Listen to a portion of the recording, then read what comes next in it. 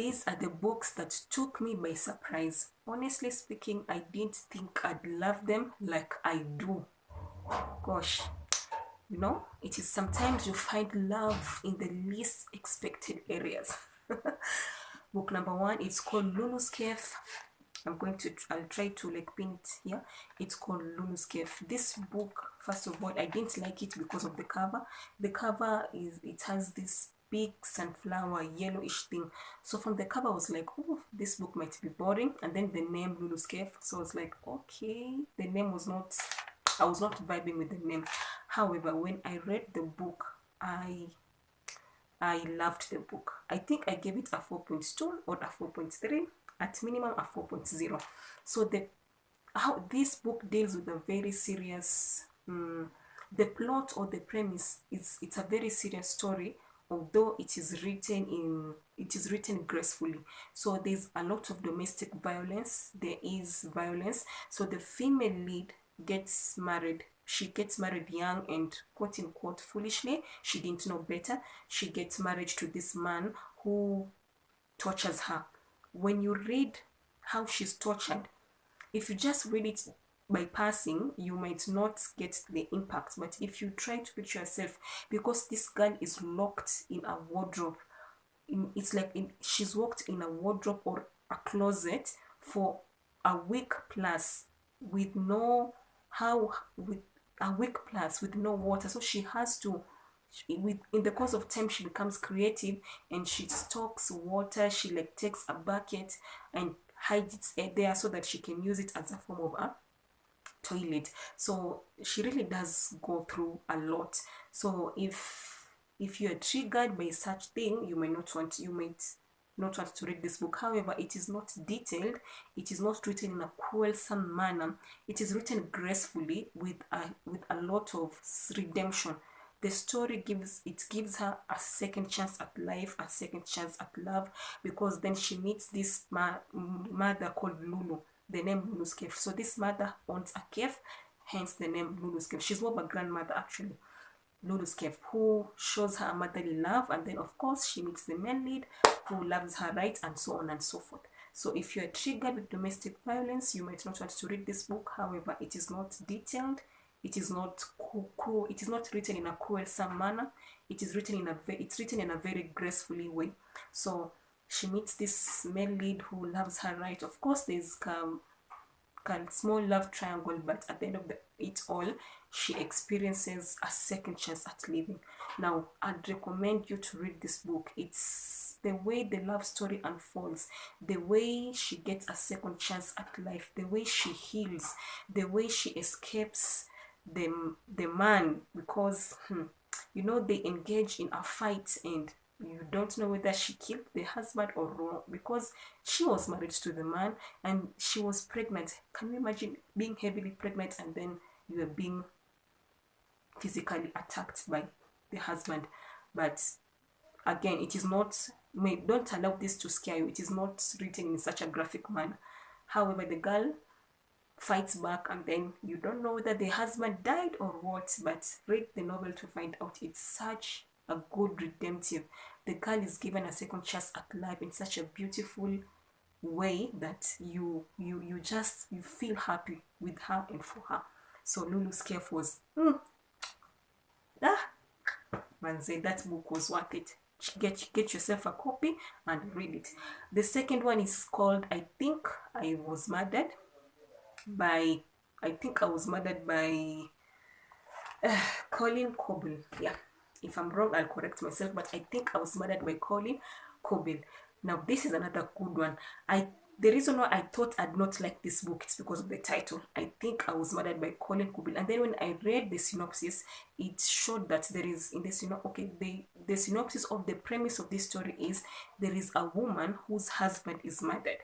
And this husband was developing an IT or a technological tool that can mimic how somebody responds, so such that when you interact with that tool, you might almost feel like you are talking with a family friend, or you might think you're talking with that person, because that tool has been made to mimic how that person speaks. So in this case, the husband has died, but as this female lead is using the tool, the tool is mimicking her husband so much, such that you can almost feel as if it is the husband speaking, but it is the tool. So the husband was developing that tool to aid in some form of communication. So that tool was being made to mimic, not to copy and even mimic how a particular person responds and even speaks and communicates, to the point that you can think you are speaking to that person. But eventually, but in real sense, it's just a technological tool. So unfortunately, the husband is murdered, but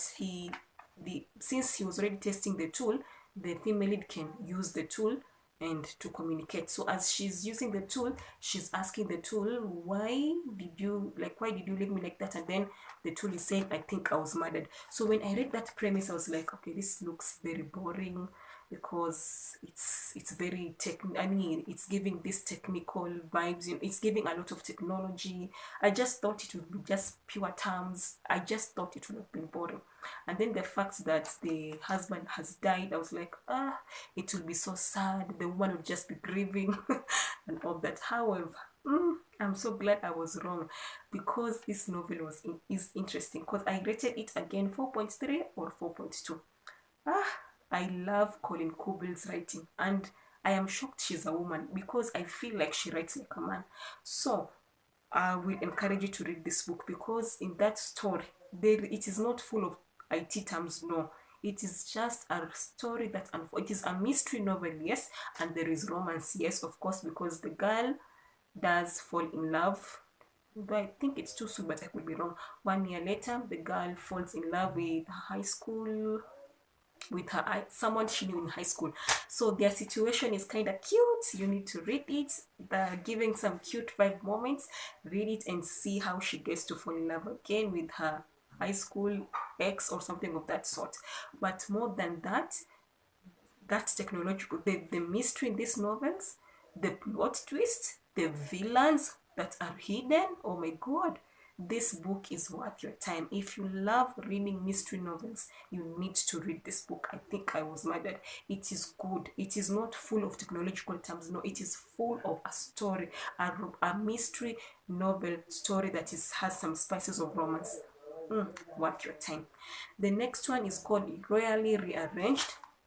Now, the reason why I thought this novel would bore me, I thought it would be silly, because when I read the synopsis, it said that it's about a girl who was supposed to marry she wanted to marry person A, because she always had a crush on person A, and because she's a royal and that man is a royal, so the two of them, they have rhymed, so they could marry each other. So the two of them, because they're both royals, they could marry each other well. And then, unfortunately, that man he wanted to marry shows up on their day of engagement with the love of his life. So this female lead is left here wondering what will she do. And apparently she had about a month or something of that sort to get married to a person of her choice, or her parents would marry her off to somebody of their choice or something of that sort. So I looked at that premise and I was like, this is giving once upon a time. It is giving a lot of fun. It's giving a lot of fairy tale, and I was like, this would be boring. But I read it, and I'm so glad to announce here that I actually like it. Of course, it is a fairy tale-ish kind of a story. It's a story, it's enemies to lovers trope, because the guy showed up with the love of his life, and then there's a frenemy in her circle. The male lead is her frenemy. They are friends, but they're enemies, who just annoys her. And eventually, she ends up liking that frenemy, and they end up getting married. But before that, there's a lot of drama from the parents. And then the guy who showed up with the love of his life, when he sees that this girl is there ready to move on, he all of a sudden comes to his senses and is like, you know what? I was wrong. I have come to my senses, and now I've realized you are the love of my life, not the other girl. So there's that moment, which is, anyway, yeah. But I'd encourage you to read this novel, because it is worth your time. So these are the three novels that I was like, not for me, but eventually they actually were for me. This is why they say, don't judge a book by its cover. Read the book, get the details, and then decide if you like it or not. Check out these three books for yourself and See if you love them, or you might not. Thank you.